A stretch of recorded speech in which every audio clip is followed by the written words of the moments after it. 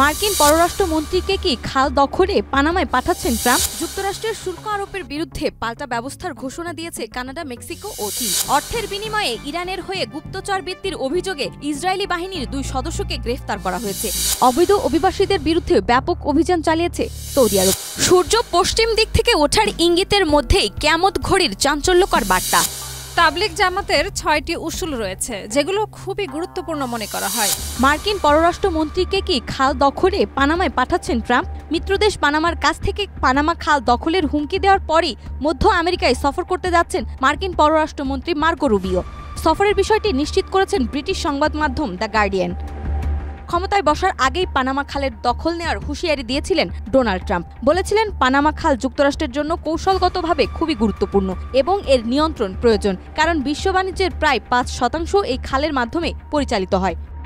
মার্কিন পররাষ্ট্র দপ্তর থেকে পাওয়া তথ্য অনুযায়ী রুবিও প্রেসিডেন্ট ট্রাম্পের আমেরিকা ফার্স্ট নীতি বাস্তবায়ন করতে 1 থেকে 6 ফেব্রুয়ারি পর্যন্ত Panama, El Salvador, Costa Rica, Guatemala ও ডোমিনিকান রিপাবলিক সফর করবেন। পররাষ্ট্রমন্ত্রীর এই সফরের মূল উদ্দেশ্য হল অবৈধ অভিবাসন বন্ধ করা, আন্তঃদেশীয় অপরাধী গোষ্ঠী ও মাদক চক্র দমন করা, চীনের মধ্যে আমেরিকায় প্রভাব প্রতিহত করা এবং অর্থনৈতিক অংশীদারিত্ব বাড়িয়ে আঞ্চলিক সমৃদ্ধি নিশ্চিত করা। তবে দেশটির প্রেসিডেন্ট হোসে রাউল মুলিনো বলেছেন, পানামা খাল নিয়ে আলোচনার কোনো সুযোগ নেই। বর্তমানে পানামা খালের কিছু বন্দর চীনা কোম্পানির মালিকানায় রয়েছে। ট্রাম্প প্রশাসন এটিকে জাতীয় নিরাপত্তার জন্য হুমকি হিসেবে দেখছে। কানাডা, মেক্সিকো ও চীনের ওপর ট্রাম্প প্রশাসনের নতুন শুল্ক কার্যকর হতে যাচ্ছে। রুবিও যেদিন মধ্য আমেরিকা সফরে যাচ্ছেন সেই দিনই। বিশ্লেষকদের মতে এই পদক্ষেপ আন্তর্জাতিক বাণিজ্যে বড় ধরনের প্রভাব ফেলবে এবং মধ্য আমেরিকার দেশগুলোর জন্য নতুন চ্যালেঞ্জ তৈরি করবে। বিশ্ব রাজনীতিতে পানামা খাল নিয়ে যুক্তরাষ্ট্র ও চীনের মধ্যকার প্রতিদ্বন্দ্বিতা আরও বাড়তে পারে বলে ধারণা করছে বিশ্লেষকরা। ট্রাম্প প্রশাসনের এই পদক্ষেপে পানামার প্রতিক্রিয়া কী হবে তা এখন আলোচনার কেন্দ্রবিন্দু। যুক্তরাষ্ট্রের শুল্ক আরোপের বিরুদ্ধে পাল্টা ব্যবস্থার ঘোষণা দিয়েছে কানাডা, মেক্সিকো ও চীন। একসাথে 3টি দেশের এই বিরোধিতার ঘোষণায় কি বিপাকে পড়তে যাচ্ছে মার্কিন যুক্তরাষ্ট্র? মার্কিন প্রেসিডেন্ট ডোনাল্ড ট্রাম্প 1 ফেব্রুয়ারি কানাডা ও মেক্সিকোর পণ্য আমদানিতে 25% শুল্ক আরোপের আদেশ দিয়েছেন। এছাড়া চীনের পণ্যে আমদানিতে 10% শুল্ক আরোপের আদেশ দিয়েছেন তিনি। পরে এই সংক্রান্ত 3টি পৃথক নির্বাহী আদেশে সই করেন ট্রাম্প। এই নির্দেশের পরে কানাডার প্রধানমন্ত্রী জাস্টিন ট্রুডো ও মেক্সিকোর প্রেসিডেন্ট ক্লদিয়া শেনবাউন পৃথকভাবে পাল্টা ব্যবস্থার ঘোষণা দিয়েছেন। এছাড়া চীনের দিক থেকেও একই ধরনের ঘোষণা এসেছে। ট্রাম্পের ঘোষণার পর মেক্সিকোর প্রেসিডেন্ট ক্লদিয়া শেনবাউন ঘোষণা দেন, যুক্তরাষ্ট্রের এই শুল্ক আরোপের বিরুদ্ধে পাল্টা ব্যবস্থা নেবে তার দেশ। শুল্ক আরোপ সহ নিজস্ব অন্যান্য পদক্ষেপের মাধ্যমে এই পাল্টা ব্যবস্থা নেওয়া হবে। মাদক পাচারকারী গোষ্ঠীগুলোর সঙ্গে মেক্সিকো সরকারের মৈত্রী রয়েছে বলে ওয়াশিংটনের অভিযোগ প্রত্যাখ্যান করেছেন ক্লদিয়া শেনবাউন। তিনি এই অভিযোগকে অপবাদ হিসেবে অভিহিত করেছেন। কানাডার প্রধানমন্ত্রী জাস্টিন ট্রুডো বলেন, $155 বিলিয়ন মূল্যের মার্কিন পণ্যের উপর 25% শুল্ক আরোপ করবে তার সরকার। 4 ফেব্রুয়ারি থেকে $30 বিলিয়ন মূল্যের মার্কিন পণ্যের উপর এই শুল্ক কার্যকর হবে, আর বাকি $125 বিলিয়ন মূল্যের মার্কিন পণ্যের উপর শুল্ক আরোপ কার্যকর হবে 21 দিনের মধ্যে।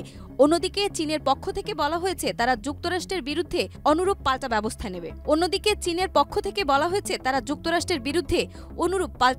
নেবে। চীনের বাণিজ্য মন্ত্রণালয় এই কথা বলেছেন। চীনের বাণিজ্য মন্ত্রণালয়ের পক্ষ থেকে বলা হয়েছে, যুক্তরাষ্ট্রের শুল্ক আরোপের পদক্ষেপে চীন ভীষণ অসন্তুষ্ট। তারা দৃঢ়ভাবে এর বিরোধিতা করে। এটি বিশ্ব বাণিজ্য সংস্থার নিয়ম নীতির গুরুতর লঙ্ঘন। যুক্তরাষ্ট্রের বিরুদ্ধে অনুরূপ পাল্টা ব্যবস্থা নেবে চীন।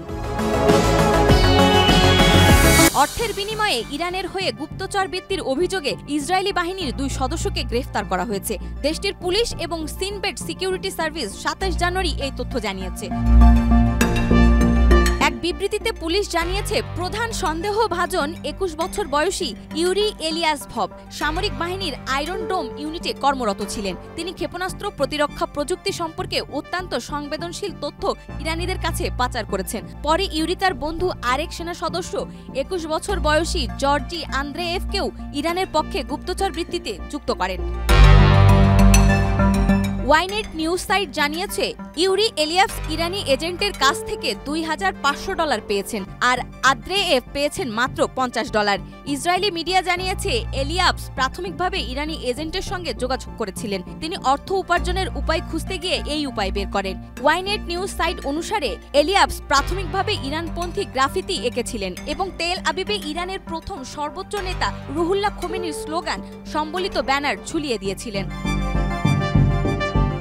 2023 ও 24 সালে ইরানের গোয়েন্দারা অর্থের বিনিময়ে সাধারণ ইসরায়েলিদের গুপ্তচর হিসেবে নিয়োগের প্রচেষ্টা জোরদার করেছে। 2024 সালের ডিসেম্বরেও ইরানের পক্ষে গুপ্তচর বৃত্তির অভিযোগে প্রায় 30 জন ইসরায়েলিকে গ্রেফতার করে পুলিশ, যাদের বেশিরভাগই ইহুদি নাগরিক। 2024 সালের অক্টোবরে নেভাতিম এবং রামাত ডেভিড বিমান ঘাঁটি সহ আইডিএফ ঘাঁটি এবং সামরিক সুবিধাগুলোর ছবি তোলা এবং তথ্য সংগ্রহের অভিযোগে 7 ইসরায়েলিকে গ্রেফতার করা হয়েছিল।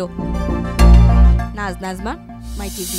অবৈধ অভিবাসীদের বিরুদ্ধে ব্যাপক অভিযান চালিয়েছে সৌদি আরব। দেশটিতে এক সপ্তাহে 21,000-এর বেশি অভিবাসীকে গ্রেফতার করা হয়েছে। আর এতেই প্রশ্ন উঠেছে দেশটির নিরাপত্তা ব্যবস্থা কতটা ভঙ্গুর যে এত মানুষ সেখানে অভিবাসী হিসেবে বসবাসের চেষ্টা করছে। অবৈধ অভিবাসীর বিরুদ্ধে সৌদি আরবের অভিযান অব্যাহত রয়েছে। এক সপ্তাহে বিভিন্ন আইন লঙ্ঘনের অভিযোগে দেশটিতে 21,564 জন অভিবাসীকে গ্রেফতার করা হয়েছে। 1 ফেব্রুয়ারি আরব নিউজের প্রতিবেদনে বলা হয়েছে, গত 23 থেকে 29 জানুয়ারি পর্যন্ত বিভিন্ন স্থানে অভিযান চালিয়ে তাদের গ্রেফতার করা হয়। এতে বলা হয়, গ্রেফতারদের আবাসন আইন লঙ্ঘনের অভিযোগে 13,883 জনকে, 4,668 প্রবাসীকে সীমান্ত নিরাপত্তা লঙ্ঘনের অভিযোগে এবং 3,013 জনকে শ্রম আইন লঙ্ঘনের অভিযোগে গ্রেফতার করা হয়েছে।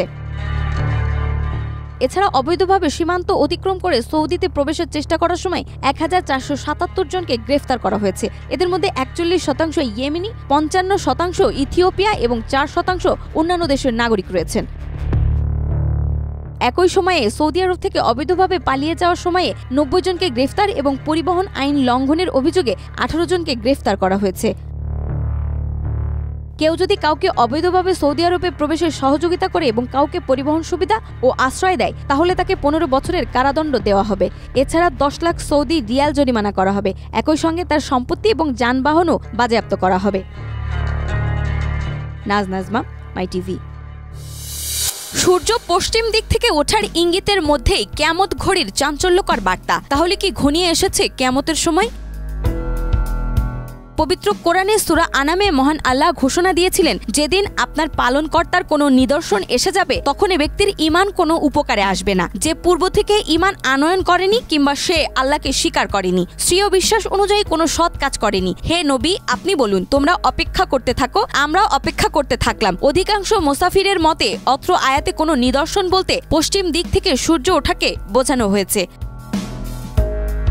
হাদিসে বর্ণিত আছে, নবী করিম সাল্লাল্লাহু আলাইহি সাল্লাম বলেছেন, পশ্চিম থেকে সূর্য উদিত হবে এবং মানুষ তা দেখতে পাবে এবং তখনই সকলেই ঈমান আনবে। তখন এমন ব্যক্তির ঈমান কোনো উপকারে আসবে না যে পূর্ব থেকে বিশ্বাস স্থাপন করেনি কিংবা সে অনুযায়ী কোনো সৎ কাজ করেনি। সম্প্রতি নাসার বিজ্ঞানীরা সামনে এনেছেন আরো চাঞ্চল্যকর এক তথ্য।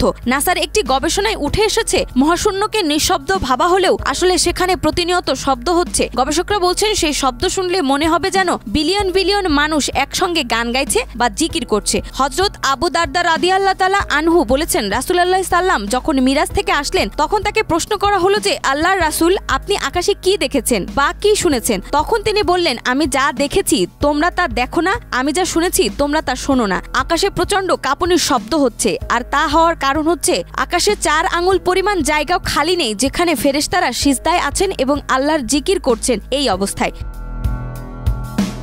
বিজ্ঞানীরা চেষ্টা করছেন প্রতিনিয়ত এই তথ্য আবিষ্কারের। তাই তো বহু বছর আগে ডোমস্ট ক্লক আবিষ্কার করেছিলেন। এটি এমনভাবে তৈরি করা হয়েছিল যাতে তার সময়ের পরিবর্তনের মাধ্যমে বোঝা যায় কিয়ামত সন্নিকটে। ঘড়িটির বিশেষত্ব হচ্ছে, সাধারণত ঘড়িটিতে 60 সেকেন্ডের ঘন্টা হলেও ডোমস্ট ডে ক্লকের হিসাব অনুযায়ী ভিন্ন একটি ঘড়িতে রাত 12টায় এমন একটি মুহূর্ত যা নির্দেশ করে পৃথিবীর মানুষের বসবাসের জন্য অযোগ্য হয়ে উঠবে। ডোমস্ট ডে ক্লক কখনো মধ্যরাতে পৌঁছায়নি। ঘড়িটির মধ্যরাতে পৌঁছানোর মানে হবে কোনো পারমাণবিক যুদ্ধ বা ভয়াবহ জলবায়ুর পরিবর্তন, যা মানব সভ্যতাকে ধ্বংস করবে।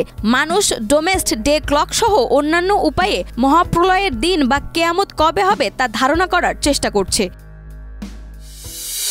তাবলিগ জামাতের ৬টি উসুল রয়েছে, যেগুলো খুবই গুরুত্বপূর্ণ মনে করা হয়। দিনের উপর চলাই হচ্ছে মানব জীবনের আসল উদ্দেশ্য। এই উসুলগুলো একটি আরেকটির অবিচ্ছেদ্য অংশ। এগুলো হলো কালিমা, নামাজ, ইলম ও জিকির, ইকরামুল মুসলিমিন, সহি নিয়ত বা এখলাসে নিয়ত এবং দাওয়াত ও তাবলিগ। কালিমা মুসলিমদের প্রথম এবং মৌলিক বিশ্বাস। এই বিশ্বাসের ভিত্তিতে সমস্ত কর্মকাণ্ড প্রতিষ্ঠিত। কালিমা এবং নামাজ একটি আরেকটির সাথে সম্পৃক্ত। নামাজ হলো ইসলামের দ্বিতীয় স্তম্ভ। তাবলিগ জামাতের সদস্যরা নিয়মিত ৫ ওয়াক্ত নামাজ পড়ার উপর গুরুত্ব আরোপ করেন। নামাজের মাধ্যমে আল্লাহর সাথে সম্পর্ক দৃঢ় হয়। ইলম ও জিকির ইসলামী শিক্ষা এবং জিকির জীবনের মূল। তাবলিগ জামাত সদস্যরা জীবনের সব ক্ষেত্রে আল্লাহর স্মরণ ও জ্ঞান অর্জনের প্রতি মনোযোগ দেয়। চতুর্থ সিফাত খুবই গুরুত্বপূর্ণ। ইকরামুল মুসলিমিন, মুসলমান ভাইয়ের উপকার করা। এটা হলো মোয়ামেলাত মোয়াশেরাত, অর্থাৎ লেনদেন, আচার ব্যবহারও। সমাজে মানুষের মর্যাদা জেনে সে অনুযায়ী তার সঙ্গে ব্যবহার করা। বড়দের শ্রদ্ধা, ছোটদের স্নেহ ও আলিমদের সম্মান এর অন্তর্ভুক্ত। তাবলিগ জামাতের ৬ উসুল মুসলমানদের ধর্মীয় জীবনকে আরো গভীর, সুশৃঙ্খল এবং আল্লাহর প্রতি নিকটতর করার পথ সুগম করে। এই উসুলগুলি গ্রহণ করলে মুসলিমরা সত্যিকার অর্থে ইসলামের পথে চলতে সক্ষম হতে পারেন এবং নিজেদের আমল ও সমাজে উন্নতি করতে পারেন।